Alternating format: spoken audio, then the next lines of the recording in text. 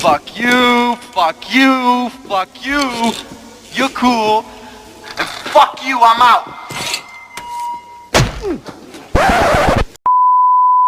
आखिर क्यों ये बंदा उचा क्लैन से इतनी नफरत करता है? क्या आपने कभी सोचा है कि तोबिरामा सेंजू जो कोनोहा का सेकंड होकागे था, उसने उचा क्लैन से इतनी नफरत क्यों की? क्या ये बस एक दुश्मनी थी या इसके पीछे कोई और गहरा रीजन छुपा हुआ था? आज हम इस पूरी कहानी को डिटेल में समझेंगे, तो बिना किसी समय गवाए इस वीडियो को हम स्टार्ट करते हैं। सब कुछ तब स्टार्ट होता है जब सेंजू और उचा क्लैन एक दूसरे के बड़े दुश्मन हुआ करते थे। ये दोनों उस समय के सबसे पावरफुल क्लैन में से थे और इनके बीच हमेशा से वॉर चला करती थी। वही दो लोग थे, हशिरामा और मादरा जैसे लोग जो की शांति चाहते थे, लेकिन वही तोबिरामा जैसे वॉरियर सिर्फ पावर और सर्वाइवल पर ध्यान देते थे। तोबिरामा ने अपने बचपन से ही देखा था कि कैसे उचिया क्लैन उनके परिवार और दोस्तों को एक के बाद एक मारे जा रहे हैं। इसी वजह से उसके मन में उचिया क्लैन के लिए इतनी नफरत बढ़ गई थी। तोबिरामा सिर्फ पर्सनल दुश्मनी की वजह से उचिया से नफरत नहीं करता था। उसका मानना था कि उचिया क्लैन जेनेटिकली डेंजरस है। उसके अकॉर्डिंग शारिगन तभी एक्टिवेट होता है जब उचिया क्लैन का कोई मेंबर बहुत ज्यादा स्ट्रॉन्गली इमोशनल ट्रॉमा से गुजरता है। इसका मतलब था कि जितना दुख होगा उतनी ज्यादा ताकत भी होगी, जो कि हमें नारुतो सीरीज के अंदर भी देखने को मिला। तोबिरामा को लगता है कि उचिया कभी भी इमोशनली अनस्टेबल हो सकता है और उनकी पावर विलेज के लिए भी एक बड़ा खतरा बन सकती है, इसलिए उसने उनको अलग रखने का प्लान बनाया। तोबिरामा ने उचिया क्लैन के लिए एक स्पेशल पोजीशन बनाई, कोनोहा मिलिट्री पुलिस फोर्स। सुनने में एक अच्छा डिसीजन लगता है, लेकिन असल में एक स्ट्रैटेजी थी उनको कंट्रोल में रखने की।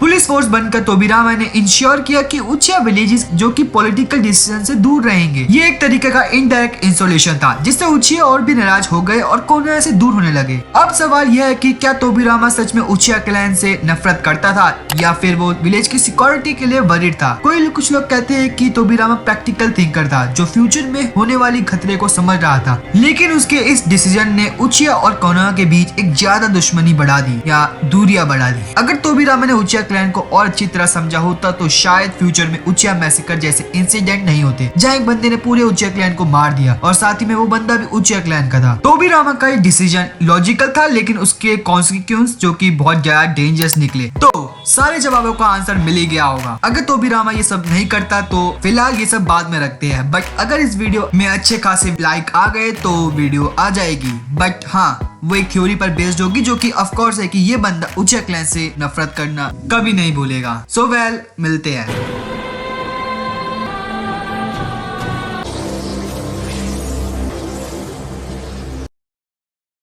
शिनरा तेंसेई